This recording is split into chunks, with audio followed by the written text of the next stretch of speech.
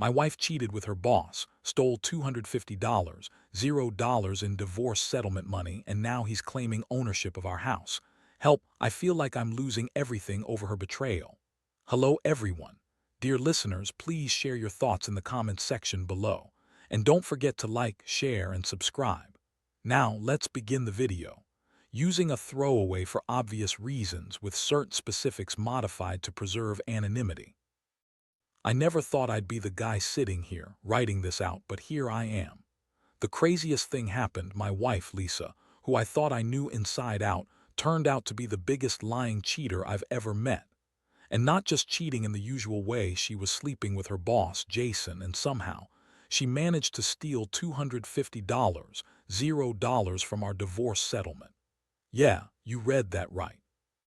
It's like a damn soap opera, but it's real life, and I feel like I'm losing everything over her betrayal. We'd been married for 8 years, and honestly, I thought we had a pretty solid life. We had a nice house, decent jobs, 2 kids, nothing spectacular but enough to keep us comfortable.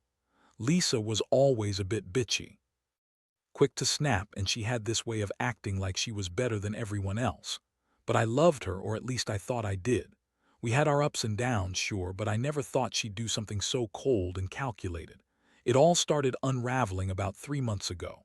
At first, I just noticed small things. Her phone always on silent, her hiding her texts, coming home a little later than usual. I didn't think much of it. I figured she was just busy with her job. But then I found a strange charge on our credit card statement, an expense at some fancy hotel downtown.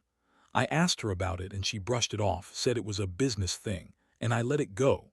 She's good at lying, I'll give her that. But then last week I came home early from work because I wasn't feeling well. I decided to surprise her, maybe catch her off guard. I walked into the house and immediately sensed something was off.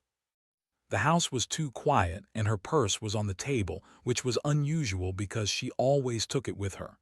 I checked her phone, something I normally wouldn't do, but I was suspicious and saw a string of texts from Jason. Not just casual work talk, but flirty, intimate messages. Things like "can't wait to see you tonight," and "you're the only one who makes me feel alive." My stomach dropped. I didn't even know what to feel at that moment. Shock, anger, disgust. I just froze. Then I saw her come out of the bedroom looking guilty as hell. Her face went pale when she saw me holding her phone. I confronted her right then and there. She tried to deny it, said it was all a mistake, that Jason was just a friend, that I was overreacting because I was stressed. But I knew better. You don't hide your phone like that unless you're hiding something. And her excuses, they were pathetic. She said Jason was just helping her with work stuff, that it was nothing serious, that I was paranoid. Yeah, right. I felt like I'd been punched in the gut. How could she lie so easily? And her tone, bitchy, dismissive, like I was an idiot for even asking. She kept saying, "It's not what you think and you're overreacting," but I could see the guilt in her eyes. She was lying and I knew it. I wanted to scream, to yell, but I just stood there processing what I'd just discovered. My wife, the woman I trusted, was screwing her boss and lying about it. And she stole $250,000 from us, probably to keep Jason happy, or maybe just because she's greedy. I felt everything crashing down at once. My trust, my sense of stability, my very sense of self. I started thinking about all the times she acted distant, the late nights she refused to explain, the way she snapped at me for no reason. It all made sense now. She was cheating, stealing, and lying straight to my face. I couldn't believe I was married to someone so cold, so selfish. I was furious, humiliated, and broken all at the same time. I knew I had to do something, but I had no idea what. All I knew was that my life as I knew it was over, and I was just starting to realize how deep her betrayal went. After that night, everything changed. I couldn't sleep, couldn't eat. The image of her lying there, trying to deny everything, kept replaying in my head. I felt like I'd been hit by a truck. Lisa, my wife, who I'd trusted with everything, had been lying to my face for months. Not only was she cheating on me, but she was also stealing from us. I found out she'd taken $250, $0 from our divorce settlement fund, probably to cover her affair with Jason, or maybe just because she's greedy. Honestly, I felt like I was losing my mind. The next morning, I decided I had to confront her again, but this time with a plan. I wasn't just going to blow up and yell. No, I needed to be strategic. I sat down and started gathering evidence. I went through our bank accounts, receipts, her emails, and texts. I needed proof if I was going to do anything serious. I found more disturbing stuff, hidden transfers, suspicious emails, proof that she'd been planning this for a while. The amount she stole was staggering, and I couldn't believe I'd been blind to all of it. I also started thinking about what this meant for our house. Lisa had always acted like she owned the place, throwing fits if I made a decision she didn't like. But I knew the house was in my name, and legally, I could do something about her claiming ownership. She'd been pushing me to refinance the house recently, saying she wanted more space. But I now saw through her. I realized she was trying to manipulate the situation, maybe to get her hands on more money or even to claim the house herself once everything fell apart. I needed to get legal advice. I reached out to a lawyer, Mark, a friend of a friend who specialized in family law. I explained everything, and he told me I had a solid case for divorce, especially with the evidence I'd gathered. But here's the thing. Lisa wasn't just a bitchy wife, she was also cunning. She'd probably tried to hide some of her tracks, but I was determined to expose her. I decided I'd confront her again, but this time I'd do it with the lawyer present and I'd have proof ready. That confrontation came a few days later. I sat her down in the living room, her face already tense, her eyes darting around. I laid out the evidence I'd collected. Her face drained of color. She tried to deny everything, claiming I was paranoid, that Jason was just a work friend, and that I was overreacting. She even had the nerve to say, "You're just jealous," when I asked how she could betray me like this. I was furious, but I kept my composure. I told her I knew about the affair, the stolen money, and her plans to manipulate the house. I told her I was done playing her game. Her reaction. She started crying, fake tears, I knew that. She suddenly turned into the victim, saying I was ruining her life, that she loved me, that she'd never meant for any of this to happen. But I wasn't buying it. I saw right through her. I told her she'd crossed a line she couldn't come back from, that I was going to take everything, my house, the money, her credit, and I was going to make sure she paid for what she did. I wanted her out, and I wanted her to understand that she'd lost everything because of her own greed and selfishness. By the end of that day, I'd made the decision to file for divorce. I knew. It wasn't just about the money or the house anymore. It was about reclaiming my life from her lies. I felt a mix of relief and rage. How could she do this? How could she turn our marriage into some twisted game of betrayal? I kept telling myself I deserved better, that I was worth more than her cheating and stealing. Still, it hurt. I'd trusted her, loved her, and now I was left picking up the pieces of a life I thought I knew. After I made the decision to move forward with the divorce, everything started escalating quickly. I wasn't about to let Lisa manipulate her way out of this mess. I had the evidence, I had the lawyer, and I was ready to fight for what was mine, my house, my money, my life. But Lisa, she didn't go quietly. No, she turned bitchier, more aggressive, trying every trick in the book to spin the story in her favor. She started calling me nonstop, crying, begging, accusing me of destroying her and ruining the family. She even accused me of being paranoid and jealous, like I was crazy for suspecting her affair. I'd had enough of her lies. I kept telling her she was done, that I knew everything and that I wasn't going to let her get away with it. I told her she could try to bluff, but I had the proof, and I was prepared to take her to court. Meanwhile, I began digging into her financials more. I hired a private investigator to follow her, just to see if she was hiding anything else. It turned out she was still seeing Jason behind my back, meeting him in secret hotels, and even using some of the stolen money to fund her little side affair. That was the last straw. She stole hundreds of thousands, lied about everything, and now she was still cheating. I couldn't believe how far she'd gone. The pie also uncovered some shocking details about the money.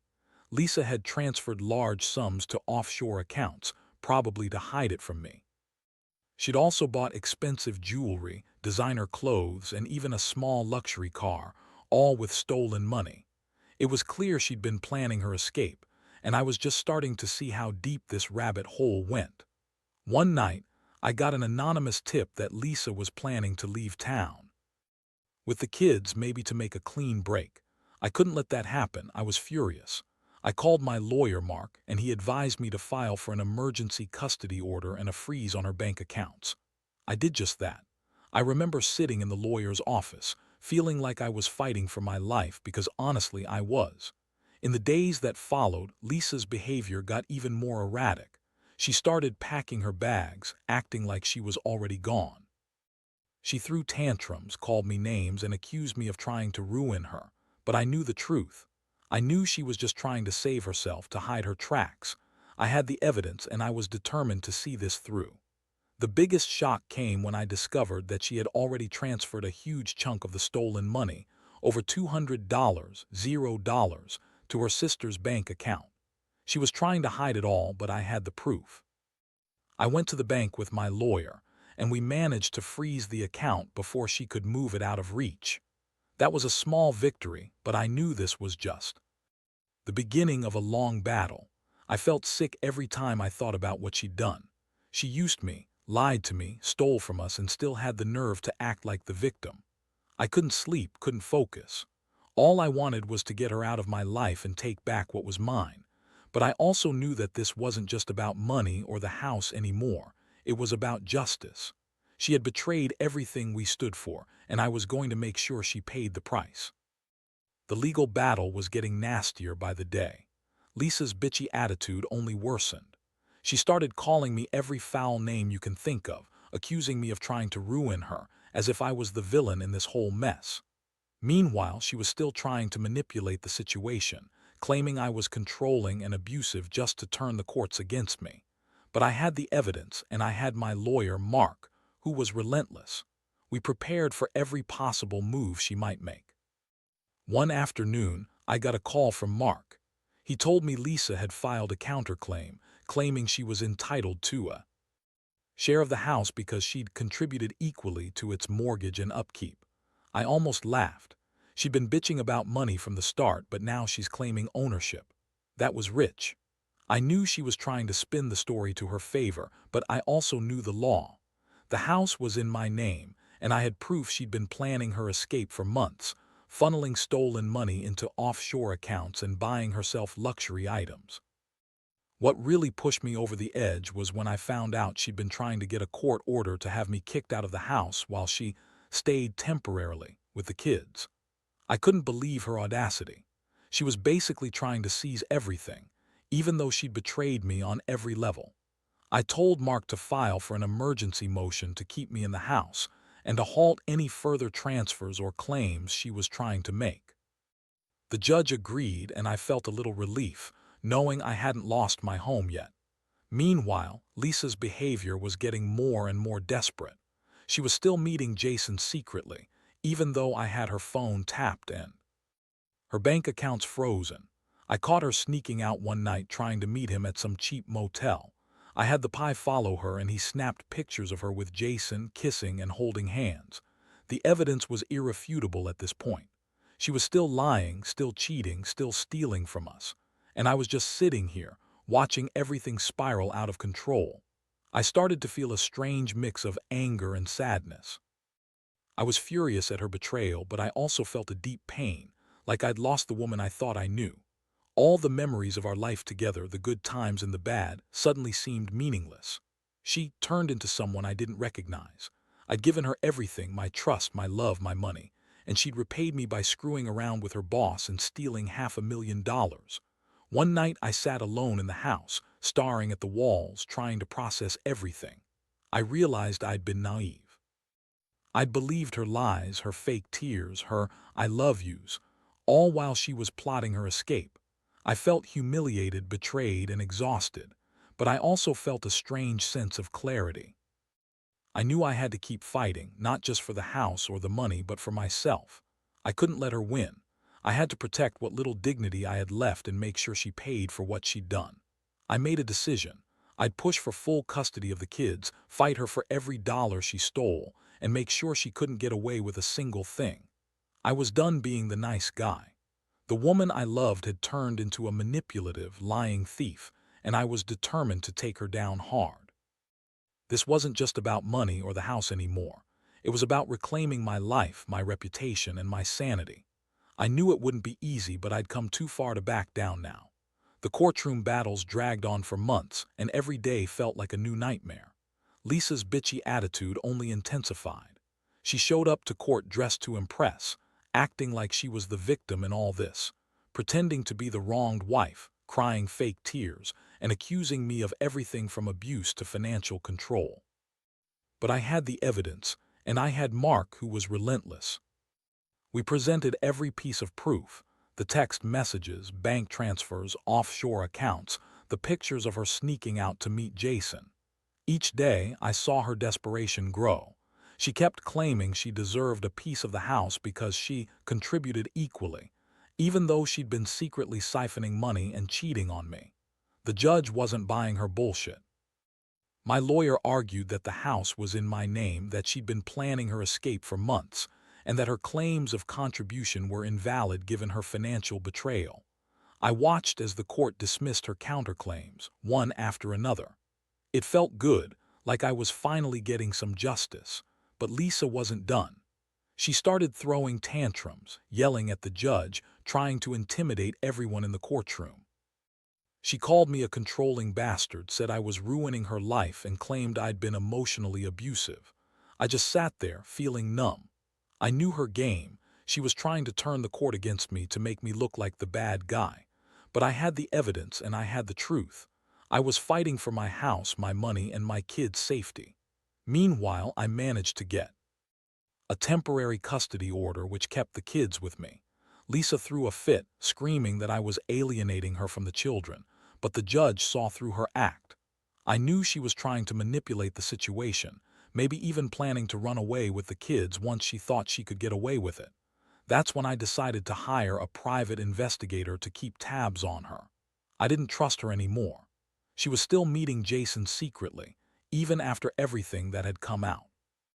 The pie caught her sneaking into a hotel with him again, and I had the proof to show the court. One of the worst moments was when Lisa's sister called me, trying to guilt-trip me into dropping the case. She said Lisa was going through a lot, and that I should just be nice and settle. I told her to back off. I knew Lisa's family was just covering for her, trying to protect her from the fallout. I wasn't going to let her manipulate her way out of this. She had stolen a fortune, betrayed her vows, and lied to everyone. She had to face the consequences.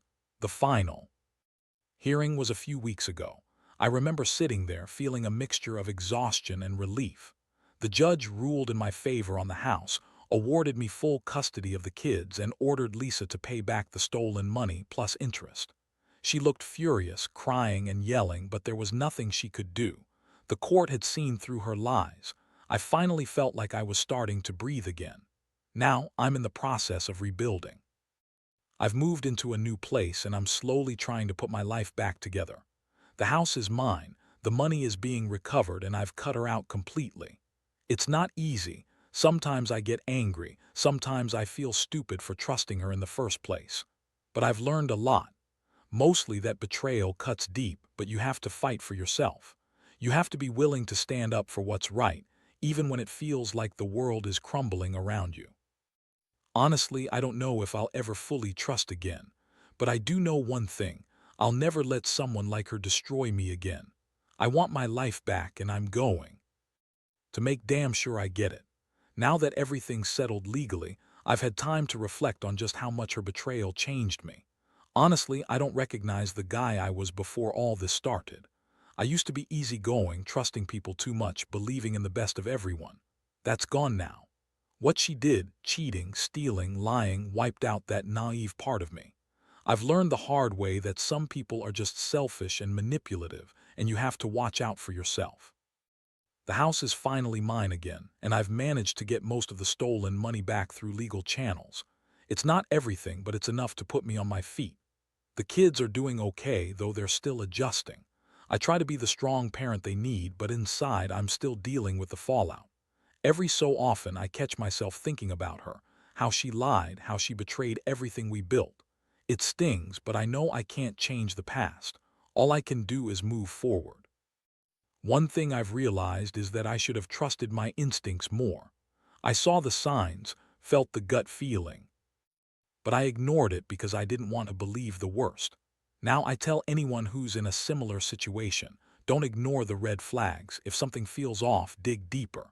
Don't let the person manipulate you into silence or complacency. Your gut is usually right. I also learned that revenge isn't about destruction, it's about reclaiming what's yours. I didn't want to destroy her, but I wanted justice. I wanted her to face the consequences of her actions. And I did. The courts, the evidence, the legal system, they all worked in my favor, and I'm grateful for that. But more than anything, I learned that self-worth comes from standing up for yourself, no matter how hard it gets. As for advice, I'd say this. If you're in a situation where you suspect betrayal, don't wait too long. Gather evidence, protect yourself legally, and don't let anyone gaslight you into doubting your instincts. You're stronger than you think. Sometimes the only way to move on is to fight your way out of the darkness. It's painful, but it's necessary. Trust me, getting your life back is worth every ounce of the pain you feel now. I don't know what the future holds, but I do know I'll keep rebuilding. I'll focus on my kids, my job, and myself. Because if there's one thing I've learned, it's that even after the deepest betrayal, life can still go on. You just have to be willing to fight for it.